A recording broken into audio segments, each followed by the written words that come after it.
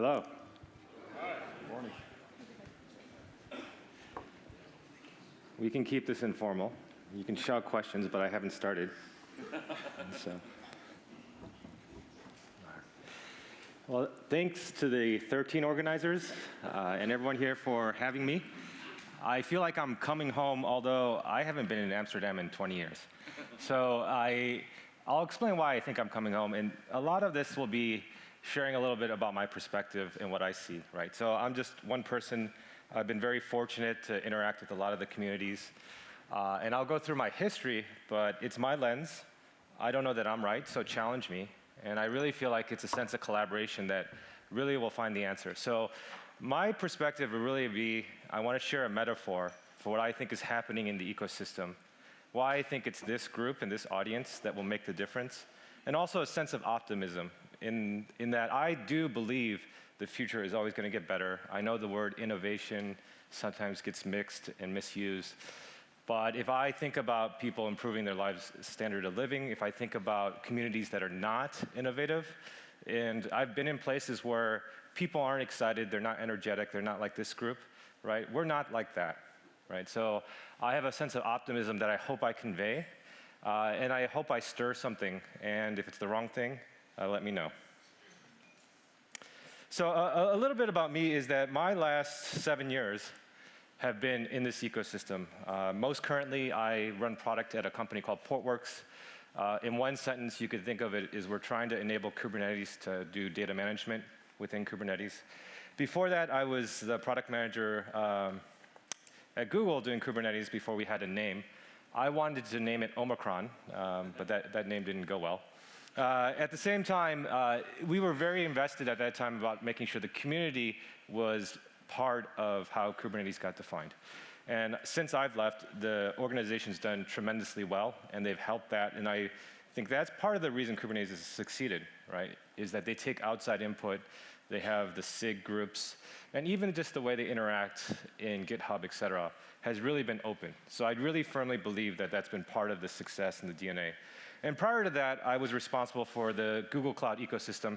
And all this is to say that this group, this audience, has been at the center of my work for 7 years. So you can quiz me, maybe I got it wrong.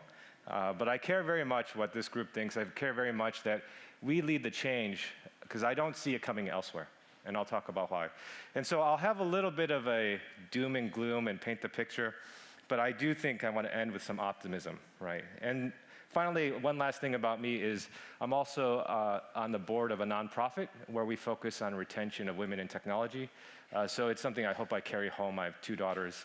And I took my oldest child to KubeCon Barcelona. So she's 10. She went with me, right? It turned out it was a, thank you. It turned out it's kind of hard to travel with a 10-year-old. But I asked her, what does daddy do? And she says he goes up and he says things and I don't understand what they are, right? But I kept pointing out and saying, you know, you're one of, there's only 10% women this time. And I asked her, how did she feel? How did she feel? I probably asked her too many times. But I think years in the future, what I want her to know is that she can do this. This is available to her, right? And some of this is that I do get to spend a lot of my time in 3 different areas. And parts of my career have been through these phases, right? So this is the perspective. In some ways, this is the disclaimer. If you listen to what I say, if you agree, you should just know this is where I'm coming from, right? 7 years ago, 8 years ago when I was at Google, it was a big company, or in some ways I had a big company life. I spent half my time with users, and users I mean in the best sense, community, right? Operators, people with hands on keyboard. And then because I was building out the ecosystem with config management companies, some that have done very well, some that no one hears about anymore, I was spending a lot of time with vendors. And that's its own skill set, or that's its own background. And then I took a break from that. I live in Silicon Valley. I wanted to see if I could do a startup. And then I spent, in the middle part of my career, the last few years, doing a lot with businesses, right? Because once you leave a big company and you go to a startup, there's only 5 people. The good news is the number of meetings go to nothing, right? Every day, how can I spend hours in meetings? There's only 5 of us around, right? And so during that time, I did have to spend my time with VCs to help raise money, explain why this space that everyone now thinks makes sense. Back then, it didn't make sense, right? So I spent a lot of time explaining this is what containers will do, this is how it changes the ecosystem. And I got a lot of dismissive arguments, but I did learn through that interaction, and I want to share some of that here. Right? So I want to share what businesses were telling me, what they were pushing me on. And now we're not such a small company anymore at Portworx, and so I do spend more time with the vendors and ecosystem. But I don't have as few meetings as I did in the early phases of startup. I still have much less than Google, so I'm thankful for that. But I travel a lot. I spend time in Asia, Europe, and the US because I want to be with people with hands on keyboard. Right? Because this is the group that will change how computing is done. That's what I firmly believe. That's my perspective. You can disagree with me, including now. Right? And so as I was thinking about it, I'm traveling from Silicon Valley, where it's always 27 degrees. Right? I've come here to Amsterdam. I've had a great time, and I'm about to head to London tonight. Right? So I'm going through 3 different locations, and I'm also carrying a bunch of plugs. Right? So I was joking with Peter and Thomas, I have a plug for that, right? And so I have 13 plugs. You can say I'm neurotic, and I actually learned all the plugs' names, right? That left one is a BS 1363, right? The Brits probably know that. And what's funny about that plug is it was designed after World War II when there was a shortage of raw materials, and it has a fuse built in typically. So it actually says fused on the back. And that's because it saved the amount of wiring in the households. You put a fuse, and then you have to do a different kind of electrical configuration. But that was the reason. It was for safety and reduction of raw materials that we had the BS 1363, and that when I travel to London, I have to carry something that looks like a weapon, right? But then I unfortunately have a lot of Apple parts, you could tell. But Europe has the 50 hertz, 230 volts, and I come from the US, which is 110 volts. So I'm thinking, why do I have so many plugs? And a lot of the conversations I have with my friends is, what is cloud computing? What is it doing? Because we all came from a certain cloud, and I've worked for 2 of the major clouds. And is it a good thing? Is it a good force? How do I explain it to people? And my mother-in-law always asks me, Eric, you're in technology. She's not technical. She's a wonderful person. Let's record that. But she says, Eric, you're in technology. Where is the cloud? And I always point somewhere, and then I make a joke. And then she asks me 6 months later. So I know I'm not answering her question. But I do think cloud is everywhere, right? And so the reason we have so many plugs is there used to be 20, then there was 15, and now we have about 13 plugs. And some of the plugs look remarkably similar, right? The plug for China and the US, I think someone's just playing a joke. They're swappable. And then Spain had 3 or 4 plugs. And so I carry all these plugs. I have a Mac, so I have all these adapters. Mac is playing a joke on me, right? And I know everyone here is pretty international. You probably carry a lot of plugs. You're used to it. But why do we have all these plugs? Can someone just give me a reason? Like, does anyone have a thought about why there's so many plugs? Yeah, so actually the standards, there was a standard body that started in 1904, and I think that was a good movement. The wars did stop them, but the standards is part of it. There's another reason that I'll talk about in a second, but anyone want to make a second guess? Isolation is part of it too. And there was also evolution in technology, but the one that I think is relevant for cloud, and the metaphor I want to share with this group, is that power companies designed the original plugs, right? So Edison was called Edison Illuminating. This is in the 1880s. And they manufactured lighting. It was an arc light, and then eventually it's the incandescent bulb. And they set up the first power plants, and it would deliver. And the best way to deliver lighting at that time was 110 volts. So we have 110, and it varied from 110 to 130. But 110 became the power standard for the US because in 1880, you want to power a house, you use 110 volts. It's a very good power for that. And there's a whole discussion about AC and DC, and we could talk about it. But it evolved into the 2-prong adapter that the US has now, and I'll tell a little more about that. But then in Germany, AEG, is there any Germans who can vouch that AEG is a well-known company? Right? I think it eventually became Electrolux, right? Someone back there? Right? I mean, how would you describe AEG for those that might not know? Well, their slogan is, from experience, they're good, so that's actually the abbreviation. I see. So for those that didn't hear, from experience, there's good, right? And so that's the abbreviation. So AEG acquires the patent in 1881, and I got this from the AEG website, right? So I'm thinking about this, I'm saying, is this an accurate metaphor? And I keep going back and looking at it. They acquired the patent, and they were also a lighting company. And some of the early inventions they had were electric scissors warmer, which I can't picture what that is, right? But they had light bulbs, electric scissors warmer, and of course they were power, and it's the metric system, so they used 50 hertz, right? So the power plugs and the power systems we have, and I'm using that kind of all connected, right? Compute, cloud, power plugs, electric delivery, right? All these things are interconnected. The power plugs that Germany has and Europe has is derived in the power system because of 50 hertz and AEG. So power companies were originally designing it, and this is what I want to share, and this is the little bit of a doom in the sense that I want to make us aware, right? And I feel like everyone here might feel that cloud is great. I do think cloud is an amazing thing, but I think there's a need to think about it and understand what it's doing to our industry. Because we're all in this ecosystem. I've been in computing for 20 years, last 7 focused on automation and DevOps. Most of you have been in the ecosystem for a long time as well. And so cloud is changing the world. We all know about the business part, and I'll give more and more of that, right? People are pretty familiar with what's happening in terms of licensing and the issues that people are going towards common license. Software vendors such as us, we have to be cognizant of what it means to partner, run with cloud, right? And then communities, and I mean communities in the best and open sense. In some ways, they're the ones that I think will make the decision because nobody wants to have a community of one, right? So early days of Kubernetes, we used to discuss what happens if we throw a party and no one comes, right? You want to make sure that there's a community around it, and what do you do to make it open and available to everyone? So the idea here is that we're all being shaped by cloud for better or worse. I want to make us aware, and I actually think the best analogy is cloud today is unregulated. Cloud today is very powerful. Cloud today can be anywhere on-prem or in public cloud. And cloud itself is like the power industry of the 1900s.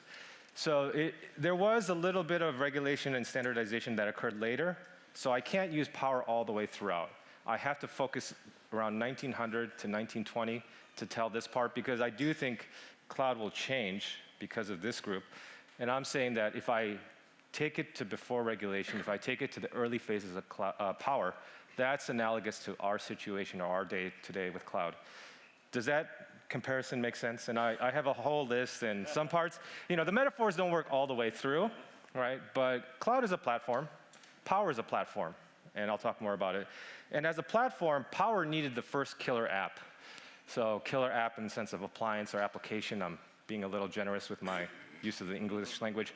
But does anyone have a guess about what the first killer app for power was? Light bulb? Yeah, it was lighting, right? So 110 volts, power lighting, 1880s, and then you have a light bulb in your house or you have a lamp, and that's all you needed. But that also meant that the first power sockets screwed into light bulbs. Before you had sockets, you would hardwire, but at some point someone realized we are going to have that electric scissors warmer, whatever that looks like. People have curling irons, and I'll show some examples. But if you want to have interchangeable plugs, and the plugs is where I'll get to in computing, the original socket, 1904, this is the Hubble, right? Hubble is a well-known company today. It's the same company. This Hubble person patented the first power plug, or the most popular power plug. I don't know if it was actually the first. But the base of it screws into the light bulb. And the part that looks like a two-prong adapter snaps in.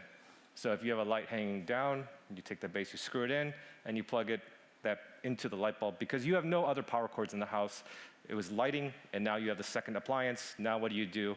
The first socket, the first power plugs were into lighting, if that makes sense. And they fought over the standards, right? So they fought over how do you popularize, people copied the two-prong, and there was a lawsuit in the US, and that went all the way to the top. And the whole thing here is Hubble was suing General Electric. He ended up losing, but it was a lot of money at stake, right? People are trying to control the standards. And I think that's the analogy that I'm also trying to bring to this metaphor. So there's a fight over power. People want to control the sockets. It makes a lot of money.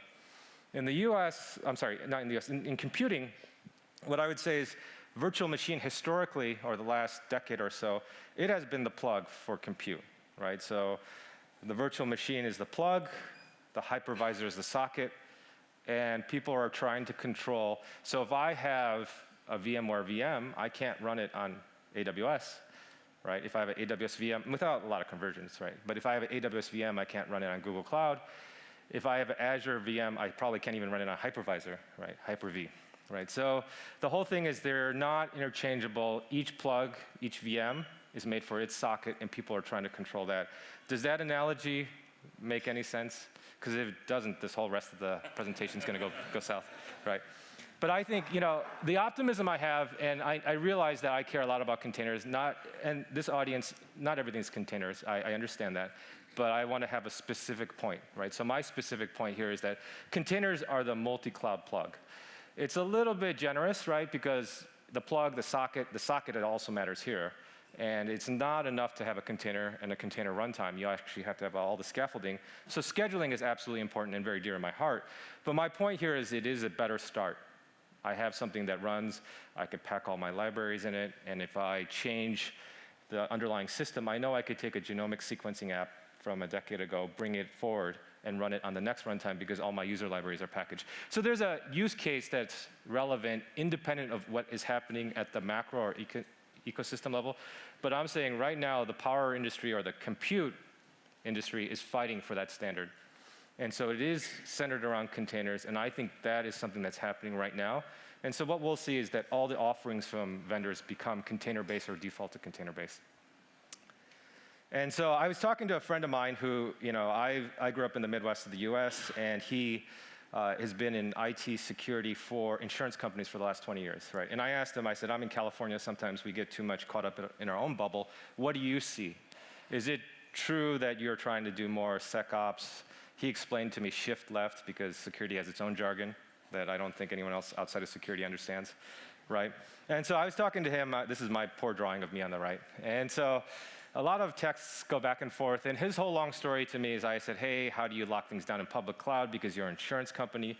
Is it as simple as saying you don't want egress? He goes, it's not that simple. We have all these things that are policies written in documents. How do we translate that?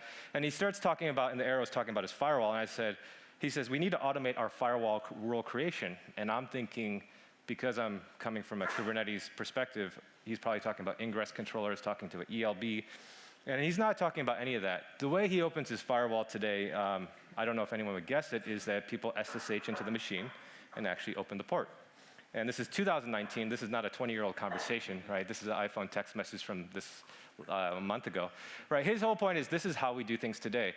And I said, well, you probably have no use of containers. Everything I'm going to ask you about has no relevance. And he says, no, that's not true.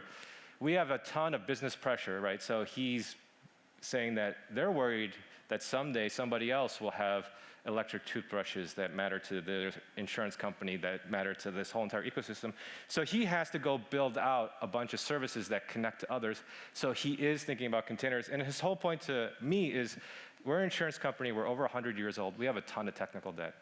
We have systems you've never seen, you've never heard. We have to carry that. How do I scale, right? And I realize that, and his whole point is there is a need for his use cases, containers, and it is replatforming. And then he'll tell me a story, and it sounds a little bit like this, and it's really that I was once doing a query. When I grew up, we always went to Blockbuster Video. I know they didn't have it in the Netherlands. I was asking a few friends, right? But Blockbuster Video went from somewhere about 1 in the 85 era to a couple thousand, right, in early 2000, and now there's 1 again, maybe 0, right? And so everyone's really realizing this disruption. If I don't do it, someone else will do it. If my friend in the insurance company can't get past his technical debt, someone else will solve those kinds of problems and offer online insurance or offer the electric toothbrush that connects with their insurance company. So his whole point is that he is thinking about the business case. They are thinking about disruption.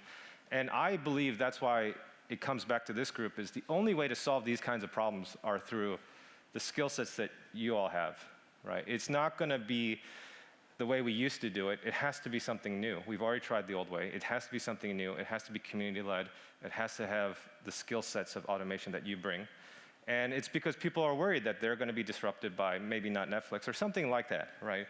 And so really, I'm saying that this audience, I want to say that you have the responsibility, you have the power because of your skill set. And I think the things that we bring, being here in Amsterdam in this group, is the culture, the openness, the things that make Kubernetes successful, is really that it's an engagement, it's a dialogue. It's not that we know the answer, it's that together we can find the answer, right? And so there's a huge amount of responsibility that I want to put on. And I'm saying here that if cloud is the power industry and people are fighting for the standard of the containers, and they fought back in the 1900s for the electric socket and the grids, there's the same thing happening where we have to fight because there's inertia. There's the system I built, there's the system I'm trying to architect for, but once it's done, how do I design for the second system? And that's never easy, right? It's very hard to fight against the idea that it's already in production, what do I do next? So I'm trying to suggest that there needs to be some forethought. And keeping on with that analogy, what I would say is if you look at the power companies in their evolution before they eventually got too big, they'll continue on. And that will happen in our industry in cloud, right? Is power, they started with the lighting as the application, but then they went on to washing machines. The original washing machines would also screw into light bulbs. And they would go into the back, into the house, and there'd be a tub of water. And you couldn't turn it off, right? You have to unscrew it, which is dangerous. So it's before the switch, right? So you first screw it in, start the washing machine, unscrew it. So there's washing machines, power companies started going into the application business as well. And I think we're seeing that in cloud. Cloud is a platform, that's a platform from applications, but platform companies are going into their own ecosystem, and it's happened in other compute eras. And it happened continuously in power. I don't know all the AEG examples. I had a hard time after I couldn't find the electric scissors warmer. But for GE, they went into stoves, curling irons, and then every other jet engine technology that we can think of. And so we all know this tension when it comes to application platforms and computing and what is happening in their struggle. So there's endless sets of quotes I can give. These are two counter positions. The first one represents Mongo, but it could be Elasticsearch, right? It could be any other application vendor. And their whole point, and the CEO is saying recently, that it's being strip mined, or this industry is being strip mined by cloud. They'll take a community, they'll take an open source project, and they'll start hosting it themselves. And they'll say they're partnering, they'll say they're making it better, but at the same time, what is the incentive? So this is one opinion where I can give you countless quotes, and I don't know how everyone here feels about it, because we all are different parts, but does anyone have any opinions on this perspective? Right?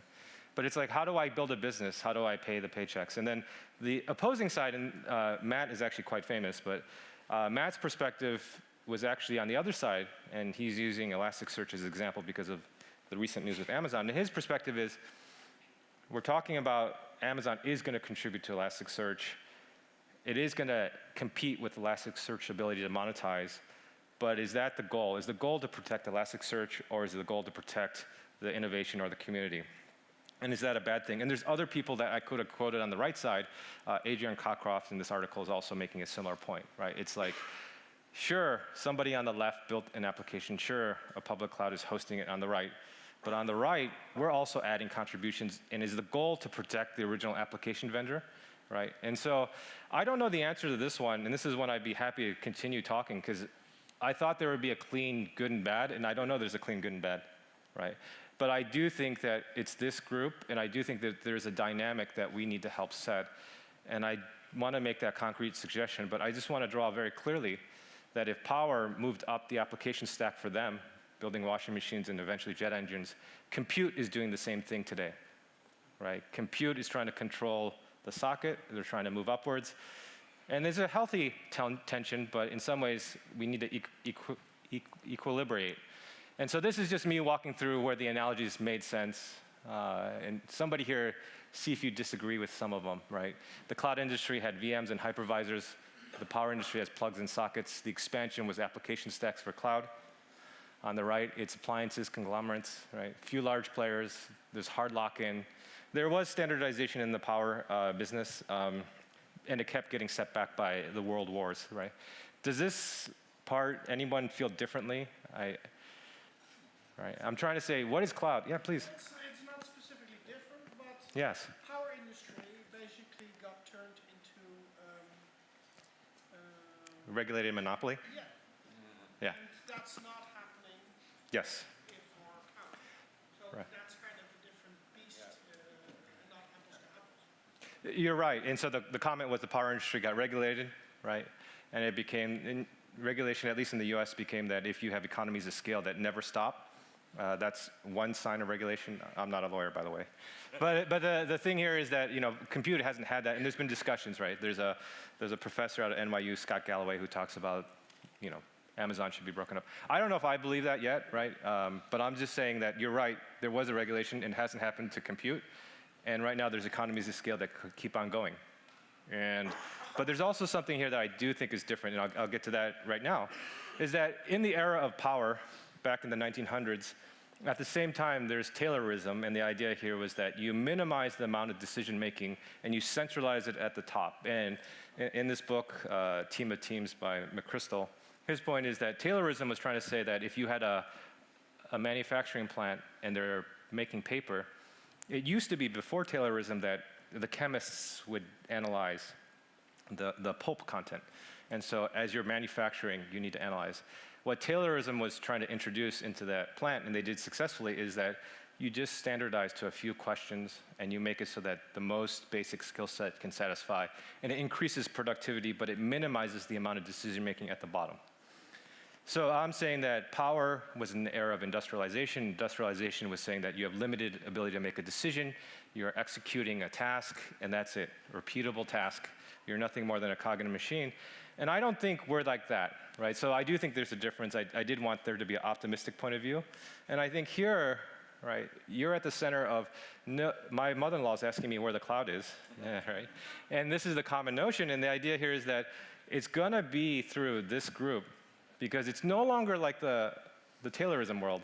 I do think that's fundamentally different. I do think we have the responsibility, we have the ability, you have the skill set to go through and say, this is correct, this is the way to do it. People are asking, right? I mean, how many of you feel like you're being asked to make decisions that are pretty impressive in terms of what they have, the impact that they have, right? You just do it. Right, so we're not like the power in this way. So there is a difference, and it's this audience that's the difference. And it's this audience that we're gonna scale applications, we're gonna make them automated, they're gonna make it more productive, they're gonna give you better experience, better services. My watch tells me my heart rate, right? Tells me how slow I swam. But the whole thing here is that this community is the only one that can do this, right? And so now let me switch gears real quick and just say, you know, some people might say, do we need a community answer? There's already something like Kubernetes. And I love Kubernetes, and I'll also point out there's a lot of Kubernetes now, right? So this is the most recent stable release, was 1.13, and there's 78 or 76 distros, right? So I'm saying that even as we standardize, there's still flavors going around. So it is still a human like you that makes the decision. Because it's not a standard, this is the certified, this works here. It becomes, there's so many choices now. And so you guys can all, or everyone here, all the people here can ask me, is there something actionable? Am I just gonna describe high-level things? Am I gonna say power? I do wanna make some concrete suggestions, and now I'm gonna make it sound more like a mathematical proof. But I'm just saying that everything here has been about, I think there's a change in the industry. I think cloud is making a massive impact. Power industry was similar. And I think the dynamic here is a little different because this audience has a skill set. And I'll have two evidence and three corollaries. The first one is that Kubernetes did do this, right? It made it a portable application spec. I have the idea of a container image is embedded. I have the specs that should run anywhere in the cloud. And it does a nice job of abstracting where in this, I think the color's called taupe, this taupe box, everything here is portable. But everything below is done at the infrastructure level. So there is a way to marry the infrastructure and start to run cloud agnostic. So what I'm saying here is that there's three corollaries that derive off of two evidence proofs. This is the first evidence proof that there is something that allows us to think about applications and think about multi-cloud, right? Multi-cloud to me is gonna be the answer. And it's that we've already started to understand how to define systems separated from the application, keep them portable, and in some ways run very effectively. And the second one that is happening, and this is how systems will change, and I describe that there's an opportunity, is long time ago, I used to work on some people might have heard me talk about this. I used to work on a music service. This is about 11 years ago. And my daughter that went with me to Spain and Barcelona for KubeCon, when she was born, she was about a week old, I told my wife, we're gonna go deploy the next version of the music service. It looked like this stack, by the way. It was a web in front, middle tier, and then a SQL database. And I told her, I'm gonna go in the office, we're gonna deploy the next version of the app. I'll be back in a couple hours. And my daughter was about a week old at the time. And I came back the next day, and then we finished deploying 5 days later, right? So there is a change in terms of how things are getting automated and better. But I'm saying a long time ago, we used to build apps this way, north-south. There's an opportunity, or there's a change in how we build it east-west. Everyone knows that containers are scaling out, and I'll talk more and more about it. But my point here is that as the re-architecture is happening, this is a window of opportunity. It's a window of opportunity in terms of how we think and design systems. make it scalable, but it's also the opportunity for us to insert our difference. And so the first thing that I'll say here is that corollary one is that as applications move east-west, we will be able to think much better about high availability. So the painful experience I had of deploying an app for 5 days, that will start to go away, I hope. There'll be a lot more around control, federation, lifecycle, and backups. All I'm saying here is really that it's an awesome opportunity for a change. And as that change is happening, we need to take advantage. And that change looks like this. It's that applications will start to go spread out. And then we can start to take advantage of it to build this. And building this really means that instead of thinking about architectures of infrastructure and applications as spaghetti that I design ad hoc, if I need something, I export that mount. If I have to go through it, I'll just end up with a tangled mess. We can start to build layered architectures or structured architectures. And so I do believe in immutable infrastructure. I don't know if that's still a popular word. I might be dating myself. But I do think that east-west traffic of the last slide, leads us to this point where we can now start to think about structured hardware, kernel data. And one story is years ago when we were early in Kubernetes, I would go talk to application teams. And we knew that they needed to move away because I would ask them, when's the last time you updated your kernel? And they would say, oh, well, we haven't touched the kernel in 5 years because the management pack or management tool we used to deploy it is all jumbled up, and now we're afraid to touch it. Right, so I'm just describing that this is a gradual evolution, and we're now at the cusp of it. And now we can start to design systems, because we do have that containerized packaging, that starts to go looking more like immutable infrastructure. And if we can think about it forward-looking, if we could think about it without that time pressure all the time, we can start to get towards a structured, layered architecture. And let me share a couple business perspectives so that I can make it concrete, right? I know we're all technologists, but sometimes we have to talk to business people. And they'll say, you know, how niche-y is this? And the answer is, I think there's an opportunity for us to define, and this is actually a slice of customer data I was looking at, is that there's an opportunity to define it for every use case, because what's happening is containers are letting people have control over their own cloud, right? So this green swath is nothing more than saying, I'm going to build a CAS, that CAS is going to run on an IaaS system. And so the idea here is, what are people doing? They're doing everything, right?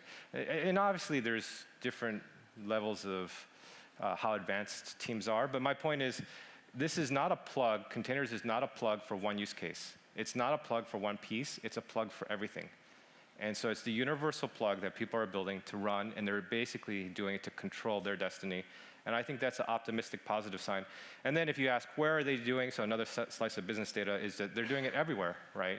Obviously, there are some bubbles and peaks, and this is just a recent slice of data, but I went through all our data and tried to ask, is there segments that aren't doing it? Is it a specific use case? It's actually a horizontal, is that everyone's doing this in the sense that there is momentum at this point, where it's no longer we're the exception, like 4 or 5 years ago when I explained we're about to do the scheduling stuff. What do you think? People would look at me strangely. It's that this is now becoming the standard, and it's going across all of the verticals that I know of, right? And so the multi-cloud plug here is really that, yes, containers are used for increasing speed. Yes, containers are used for agility. I think that's super important, and that's why the business story fits with this model, but it's also that people are doing it to enable ensuring that they're not locked into cloud. And I do believe in that. And so this is my most complicated corollary, and it's trying to draw out the idea of immutable infrastructure. So if the first two pieces of evidence are that we are getting to the point where people understand how to build applications that go horizontally scaling and start to become immutable, what I see going forward, or what I want to say is optimistic that will enable us more, even more so, is we can start to do migration patterns. And the migration will move the applications, it'll move the data, it'll move all the config maps, the in-cluster secrets. All right, and the reason that that's super important is because if we want to be able to democratize where the responsibility or the decision-making into this audience versus into the power industry or the compute industry, it's that we have to be able to control where things run. We have to control our own destiny. And I'm saying we have all the tools and all the building blocks. So regardless of who you use, how you do it, I think that there is a cloud agnostic use case. There is a cloud agnostic need for migration, and the migration can look like this. This is one depiction. It actually works, right? We can demo it later. But that's not the point. I don't care how you do it. I think this is the audience that can do it on any platform, and this will make it so that this community is leading the decisions about where things run, how they run, and it's not because We could wait for regulation, but it's not just because of that. It's also because everything is going to move up the stack. And as platforms move up the stack, we need to be able to control how things run, and we have the ability, right? And so, starting to wrap up in 2 slides, right? I do think that this community will decide what the multi-cloud world looks like, and I think multi-cloud is a necessity. It's my thesis. Again, challenge me if you disagree, right? And I think there's benefits for us as users, right? The benefits are really that we don't want to be locked in at the lowest layer, right? I worked on a music service that no longer exists. I now pay for 2 music services because, right, I love them. And those 2 music services one of them creates amazing recommendations. And so I'll never leave them as long as they make amazing recommendations. But my point is, I'm not locked in because of some decision or some billing. I'm locked in because I choose to be, and there's ongoing enjoyment from that music service. And I'm not saying don't run in public cloud. I'm saying run in public cloud, but I'm saying make sure that the value is equal to what you're getting. You're not running and locked in because you're locked in at the IaaS layer. You're not locked in because you don't know how to move the application. You're locked in because there's corollary value going up the stack, right? So just like my music service, do it because you want to be there. Now the second part is, as we build these experiences, you can build the as-a-service experience everywhere. I think that's the future, right? I have a home camera system that, as I was traveling, I said I would set up for my wife. I used a bunch of SD microchips, and I realized I need a service for this. I shouldn't be wiring microchips into my home cameras. I should have it as a service. So I believe in as-a-service experience, and I think containerization, multi-cloud, that will enable that as your service because of the scaling, because of the east-west traffic. And then this group has the opportunity to shape that outcome. Now, a little more concretely, I know that we may agree or disagree or not believe. Let me just share a few things and ask a few questions, right? I think we need to be collaborating on true portability of all workloads. I don't think we think about it enough. I don't think we discuss it. I know there's communities and standard bodies, but I don't think they're taking a proactive stance. I think they're reflecting a few points of view. They're not reflecting what it means to have the correct base layer. And that would be my suggestion in terms of regulation is instead of asking government to regulate, I think we need to, in a standard way, work as a community to make that definition of how to do portability. I think there needs to be steering, and I think it needs to go into where we ask more of ourselves, we ask more of our vendors, and it is something that I expect as a software vendor, is I expect people to ask me, how do you support multi-cloud, and I think you should too. Well, I have one last slide to wrap up, but before I go through I want this to be a dialogue. Anyone feel differently, challenge me on this, think that this is not the right way? Maybe you wanted to challenge me 40 slides ago, and I steamrolled you. All right. So in wrapping up, and I'll save questions, I'll ask if there's questions at the end. I feel like I'm coming home. I think this is the audience that I've been working for some time in my career, my last 3 jobs, if you will. I think that the only way we can have this power struggle or this change in this industry is through the decisions, because it's no longer a top-down. It's really who knows the technology, who has the culture, who has the understanding. And I'm asking us to collaborate and build towards a future, because I think there is changes, and if we're not aware of them, we'll get swept up in it. So I'm very optimistic. I believe in the as-a-service world. I believe in automation. I believe in this group. And I want to encourage us to have that dialogue. And if you have any comments, positive or negative, just give it to me. And I think there's a conversation we need to have about how we can shape this together. So with that, I want to thank you for your time, and I'll be around for questions.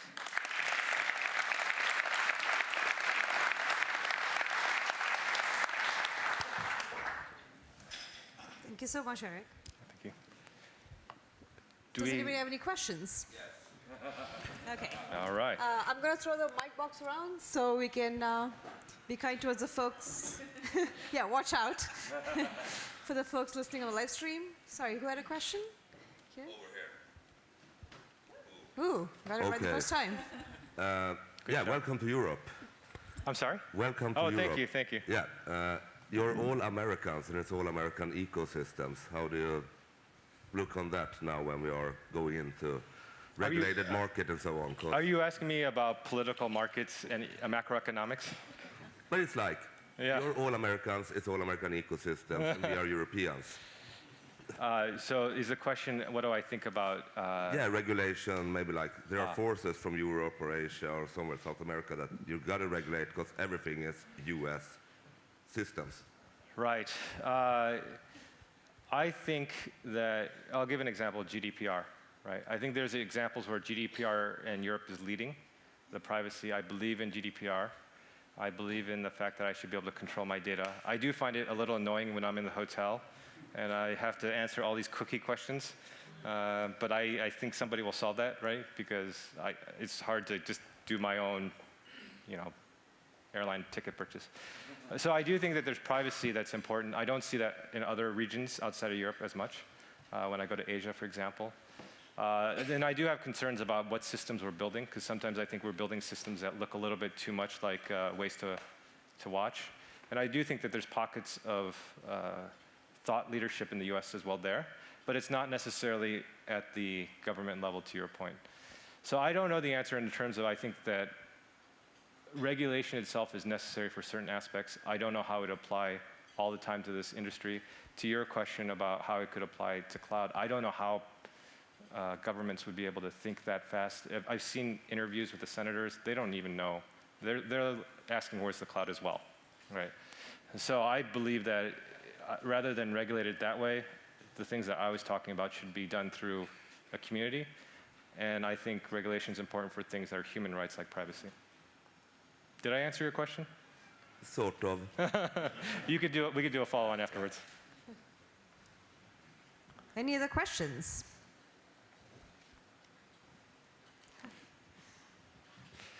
Well, Okay. thank you very much. Thanks, everyone. I'll be around. Thank you so much, Eric. Thank you so much. We have something